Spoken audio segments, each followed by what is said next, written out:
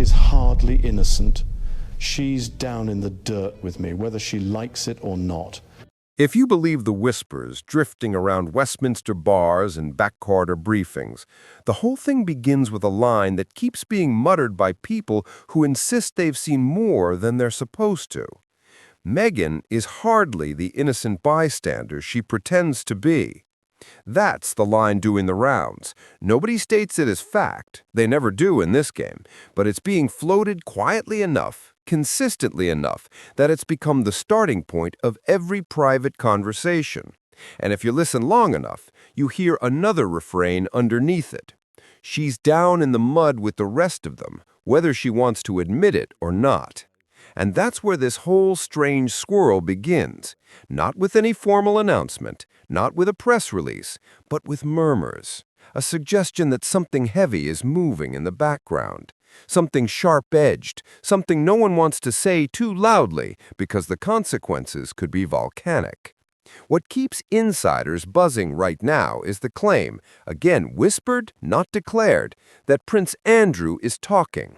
Not publicly, not into a microphone, but in those irritated, weary, nothing-left-to-lose conversations that eventually leak.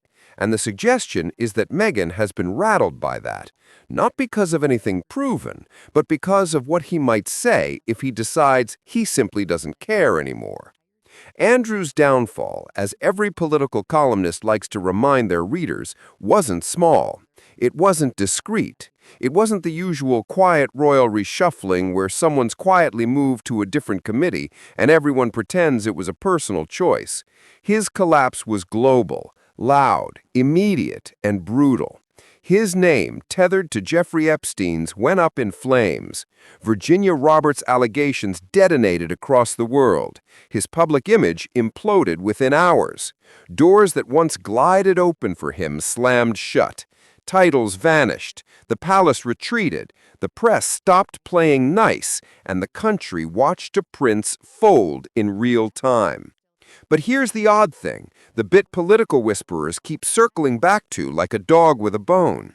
If Andrew was torn apart because of Epstein and the Epstein orbit, why is there absolute, suffocating silence around Meghan Markle's alleged proximity to the same ecosystem? This is the question slipping through private WhatsApps between special advisors, being muttered by party aides who love a bit of royal gossip, and raised with that half-laugh of disbelief by journalists who absolutely know there's something off but can't quite get the confirmation they need.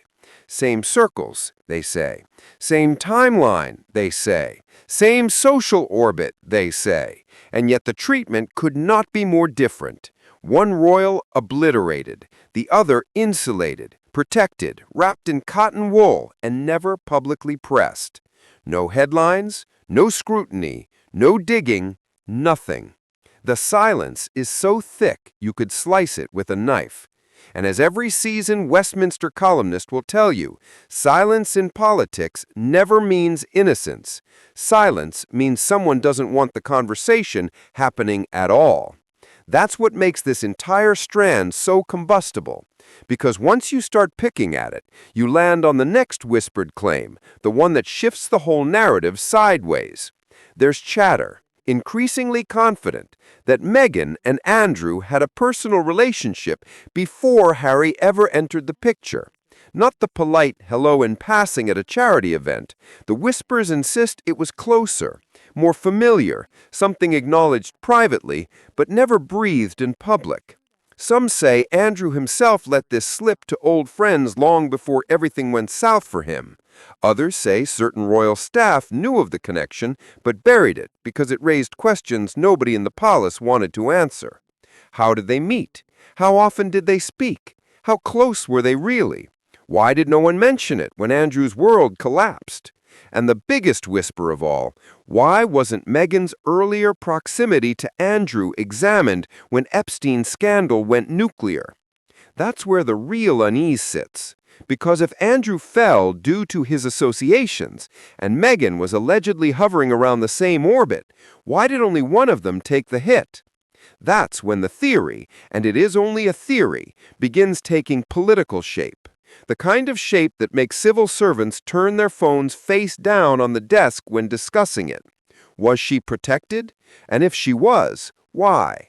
Nobody has answers, only suggestions, hints, a sense that something about Meghan's past, not the Hollywood bit, not the acting bit, but the social climbing, who opened which doors bit, was quietly sealed.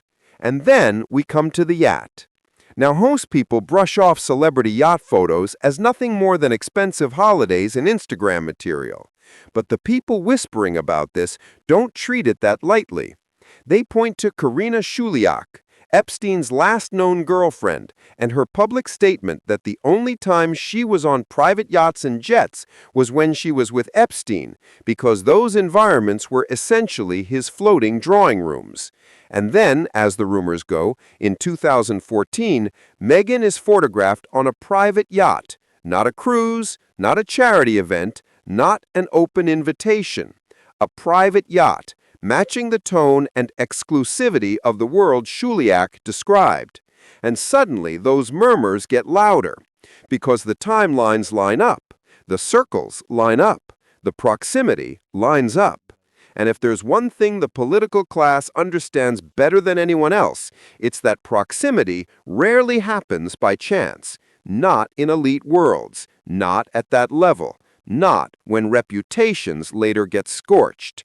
That yacht photo, in the eyes of some insiders, is not just a snapshot, it's a doorway, a suggestion that Meghan wasn't merely aware of elite circles, she'd already stepped inside them long before Harry became a romantic possibility. Which brings us to Virginia Roberts. Her name, insiders keep saying, is the hinge on which Andrew's downfall turned. She wasn't a commentator, she wasn't a journalist. She was the accuser whose testimony became the central pillar of the entire scandal. And here's where the whispers take an even stranger turn. There are claims Virginia allegedly wanted Meghan called as a witness.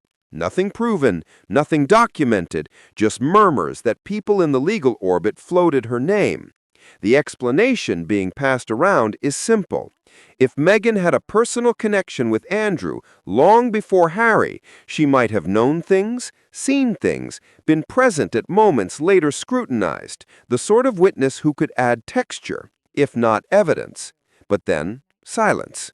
Her name was never raised again. She was never questioned, never pulled in, never mentioned. The chapter vanished like someone swept it off the table. And that, say the Westminster gossips, doesn't happen accidentally.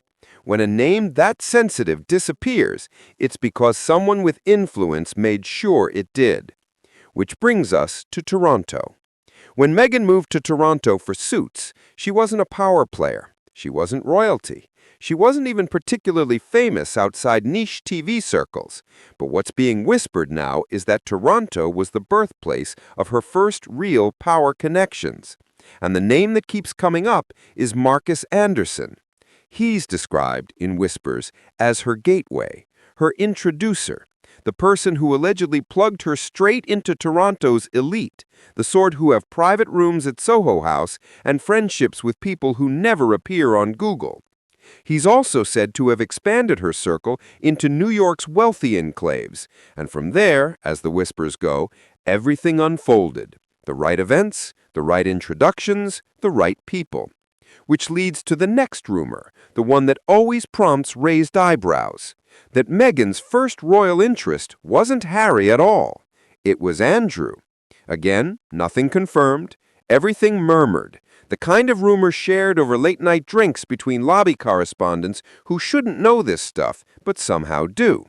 The claim is that Meghan had initially set her sights higher, older, and more strategic, that Andrew was the first target, that she wanted proximity to him, not romantically in a fairy tale sense, but in a doors open wider from here way. But then Sarah Ferguson allegedly blocked it. Fergie, ever the protective gatekeeper of Andrew's private life, apparently wasn't keen on Meghan inching closer, and if the whispers are to be believed, that's what torpedoed the early plan. Then along came Harry, unexpected, younger, more accessible, more naive, and Meghan pivoted with what some now describe as startling speed. That pivot in these whispered accounts is the beginning of everything that came after. The marriage, the escape, the war with the palace, the interviews, the Netflix deals, the memoirs, and the fallout. Which brings us to Harry. There's chatter that Harry didn't hear all these old rumors at once. It came slowly, trickling in. A friend here, a cousin there, a quiet warning whispered before the wedding. And he brushed all of it off, convinced it was jealousy or sabotage.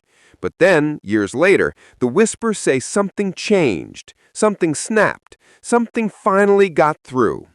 Not with evidence, nobody's talking about evidence, but with a cumulative discomfort, enough to make him look at Meghan differently, enough to raise questions he didn't ask earlier, enough to rattle him. And then comes the palace.